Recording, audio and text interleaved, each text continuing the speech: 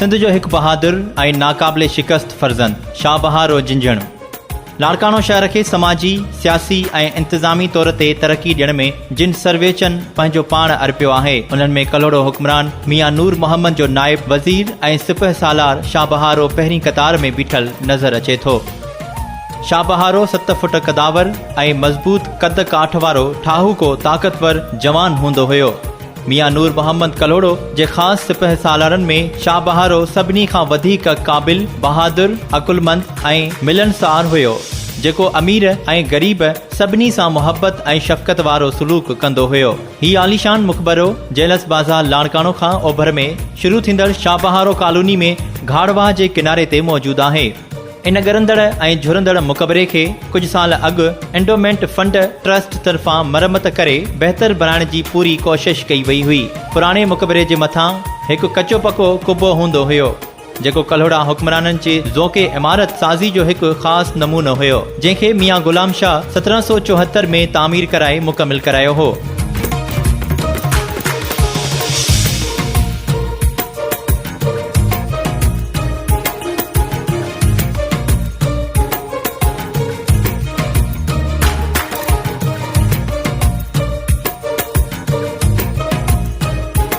मुक़बरे जी ऊचाई 48 फुट आहे। हिन आलीशान इमारत जी ड्रेख ऐं वेकर 39 फुट आहे। शाहबहारो 5 ज़ुल्क़द 1047 हिजरी मुताबिक़ 21 नवंबर 1665 ईस्वी धारे चांडका परगिणे जे अहम शहर दादूअ जे वेझो मीरबहरन जे हिक ॻोठ में पैदा थियो। संदसि वालिद गुलाम हैदर जिंझण कलोड़ा हुक्मराननि जो कमदार हूंदो हुयो, जंहिंजो पंहिंजे इलाइक़े में ठाहूको असर रसूख़ हूंदो हुयो। जीअं त शाहबहारो जो तालिक़ पढ़ियल लिखियल ख़ानदान सां हुयो, जंहिंजा तालुकात उन वक़्त जे शाही ख़ानदान सां पिणु हूंदा हुआ। उन करे संदसि वालिद हिन खे तालीम और तरबियत हैदराबाद जे बहितरीन स्कूलनि ऐं उस्तादनि खां वठराई। शाहबहारो नंढे हूंदे खां ई इंतहाई ज़हीन ऐं बहादुर शख़्स हूंदो हुयो, जंहिं तालीम सां गॾु वक़्त जे आधार ज़रूरी अस्करी तरबियत पिणु हासिल कई, जेका हर क़िस्म जी जंगी ऐं समाजी हालात सां निबेरण ऐं अॻिते तरक़ी करण वास्ते शाही घराणे जे मुलाज़िमनि जी औलाद लाइ ज़रूरी समझी वेंदी हुई।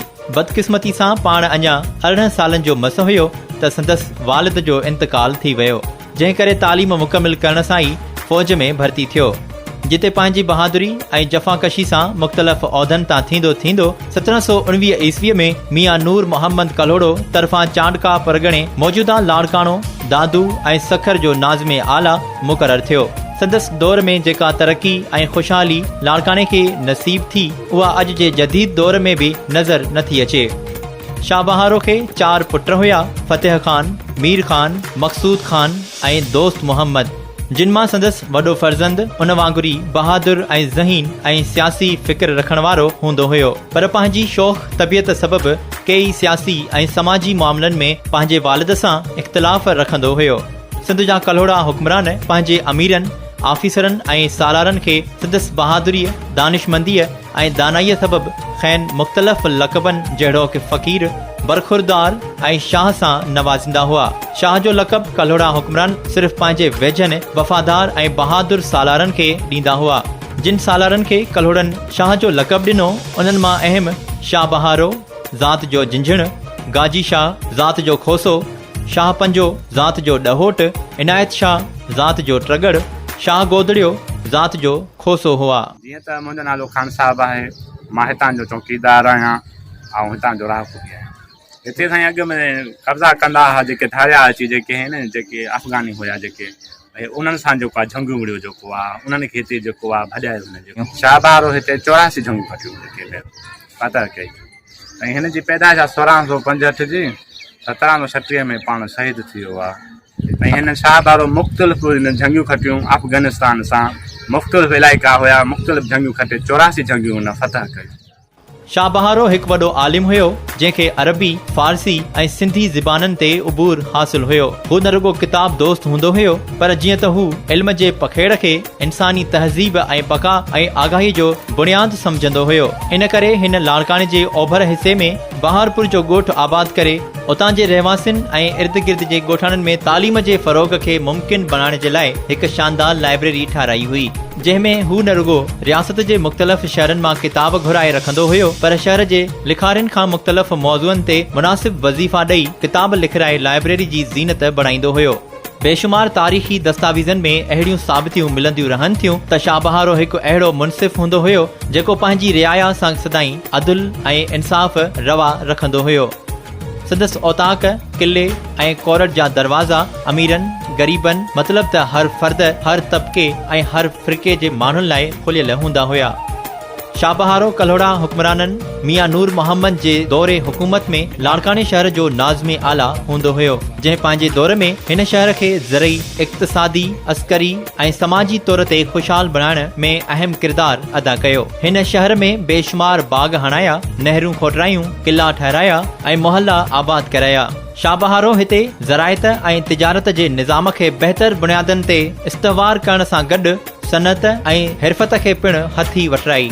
शाहबहारो पंहिंजे रहण लाइ हिकु किलो ठहिराइण खां पोइ उन जे चौगिर्द पंहिंजे लश्कर लाइ घर ऐं छावड़ियूं बि ठाहिरायूं, जेकी आहिस्ते आहिस्ते वधंदे वधंदे हिकु शानदार मोहल्लो थी वियो। लाड़काने जी मिटी तमामु ज़रख़ेज़ आहे, जिते अणखुट पाणी ऐं ज़ख़ीरनि सबबि साल में कई फ़सुल कया वेंदा हुआ। हिकु फ़सुलु लुणबो हुयो त ॿियो फ़सुलु रोंबे जे लाइ तयारु हूंदो हुयो। घाड़वा उन्हनि ॾींहनि में आपाशी खां अलावा आबी आमदरफ़्त जो पिणु अहम ज़रियो हूंदो हुयो। इन लाइ लाड़काने खे पंहिंजी मख़सूस जाग्राफ़ी बीहक सबबि ख़ासि अहमियत हासिलु हूंदी हुई। अवाम जी सहूलियत लाइ बेशुमार पुलियूं, रस्ता ऐं पीअण जे पाणीअ जी सवलाई सां दस्तियाबी जे लाइ शहर जे चोतरफ़ खूहनि जो ॼार विछायो हुयो। इहो ई सबबु आहे त शहर जी ख़ूबसूरती, शादाबी ऐं अमन अमान जी सूरत हाल खे ॾिसंदे परे परे खां माण्हुनि अची हिन शहर खे आबाद करणु शुरू कयो ऐं हीउ नंढड़ो शहर वधंदे वधंदे हिकु वॾो शहर थी वियो। शाहबहारो जी विढ़ियल जंगुनि में नंढा वॾा मुअरका, झेड़ा झटा, वेढ़ियूं ऐं झड़पियूं वग़ैरह अची वञनि थियूं, जेकी हू पंहिंजे हुकूमत दौरान पाड़ेसरी तोड़े ॿाहिरियनि हमले आवरनि सां समूरी उमिरि उकलाईंदो रहियो हुयो। शाहबहारो दुनिया जी तारीख़ जो वाहिद जंगी योद्धो हुयो जंहिं पंहिंजी ज़िंदगीअ में 84 जंगियूं विढ़ियूं ऐं सभिनी में पंहिंजी बहादुरी, अकुलमंदी ऐं दानाईअ सबबि फ़तहमंद रहियो। शाहबहारो जी वफ़ात 24 रबिउल सानी सन 1150 हिजरी मुताबिक़ 12 मई 1736 ईस्वीअ में लाड़कानो शहर में थी।